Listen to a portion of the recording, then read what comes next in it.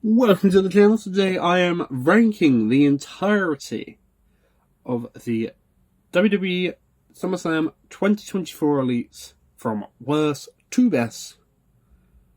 Could go through some subcategories first. And yeah, subcategories, for example, who I think is going to be the best seller, who do I think feels best in his hand, all that sort of stuff. Worst, best, will be at the very end. So starting off, what's my general thought on the wave? Fantastic.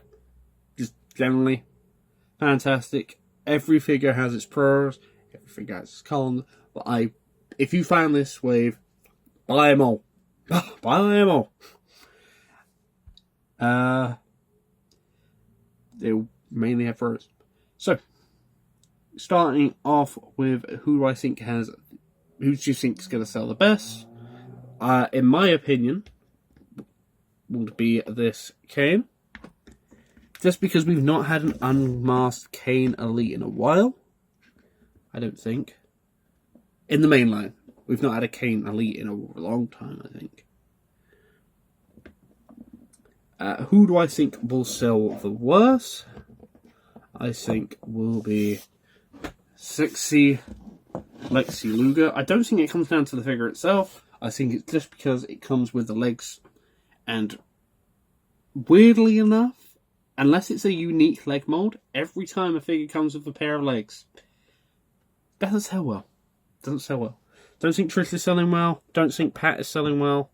Not Pat. Pat's the body, I think. Dakota Kai is still on Royal Rumble shelves. Just generally don't think leg figures sell that well. You need to put something else with them. So, best head sculpt. Again, goes to this Kane. Purely, that is a fantastic head sculpt there for this era of Kane. If I move the camera back a bit, so you guys can actually see more what I'm doing. Worst head sculpt goes to Sexy Lexi Luger. Unfortunately, he looks like an old man. This is old man Lex. He's supposed to be a bit younger here. In my opinion, it's wrong hair colouring. He's got too much hair on his head. Nah, this is WCW Lex.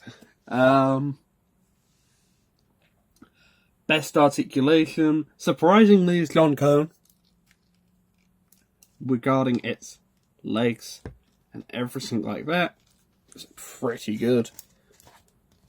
Gets all the full rotations, the arms go up fully. Once you get it all clicked together perfectly, bits and bobs like that. Worst, unfortunately, and I'm even surprised by this. I thought it's X-Pac, but none of them is bad articulation in general. Like, this was, I had a gun to my head, X-Pac is the worst one. Because where he has his knee pads, it's up just a bit tight. Lex is an honorary second. But it was a very hard choice. Very hard choice. So, talk about who I think is going to sell the best, who I think is going to sell the worst, best head sculpt, worst head sculpts. Oh, best accessory. Easily. Best accessory. Even though this set didn't come with many accessories. It's this meme Undertaker head. Like, come on. I'm calling it as an accessory. Even though it's not the best head sculpt, because that goes to Ken. Best accessory was, well, you're between this head sculpt, Lex's armband, Taker's hat, or X-Pac's glasses. I ain't giving it to a hat or glasses, or Lex's armband. I'm giving it to Meme Taker head. So, worst accessory, the lack of X-Pac having a bandana. Very, very disappointed. Very disappointed.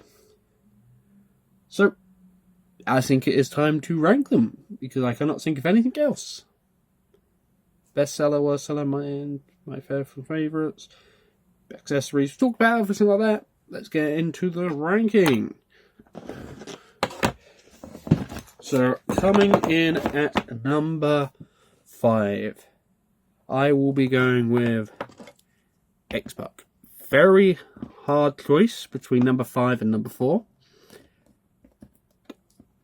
X-Pac only. For some reason, it disabled my flashlight, I think, for some reason.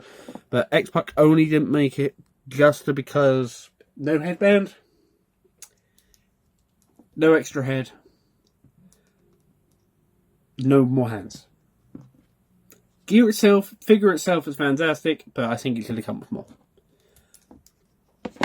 Number 4 is Lex Luger. Fantastic figure and concept. Everything from the neck down, perfect. That head sculpt killed it. Killed this Lex Luger.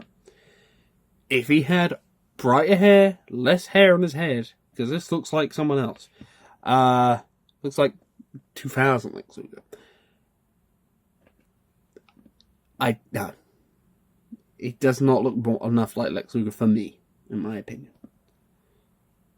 So, therefore, number 4. But rather than that, it's a fantastic figure. Number 3 is the Mima Taker. The Under Mima. Purely because of that head. Of this head, it brought him up to number 5. Number 3. If he came with a jacket, he could have potentially gone higher. Could have gone number 1. But because he didn't have that, brought him midway number 3. Number 2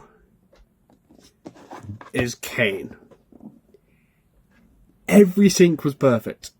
Down to the minute detail. Except for one thing. And the one thing that cost him number 1. You see this hand here?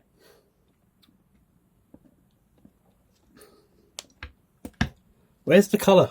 Where's the coloured peg? Should be coloured peg. I do not like these sort of gloves. You give me coloured peg. I do not care if it's not accurate. Accurate. Whatever it's what's called. But everything else is perfect. The head sculpt's perfect. Body's perfect. Arms are perfect. Everything is perfect about that Kane except that hand. So therefore, number 1, John Cone. Everything is perfect about this one. I can't complain. What am I supposed to do? If he's a perfect ref, he's a perfect ref. He's a perfect figure. Just because you're a ref doesn't mean you can't become number 1. So disagree with me, which I more likely know the majority of you will. Agree with me, whatever. Just comment it, like, share. If you haven't done so already, it'd be great. Thank you, and goodbye.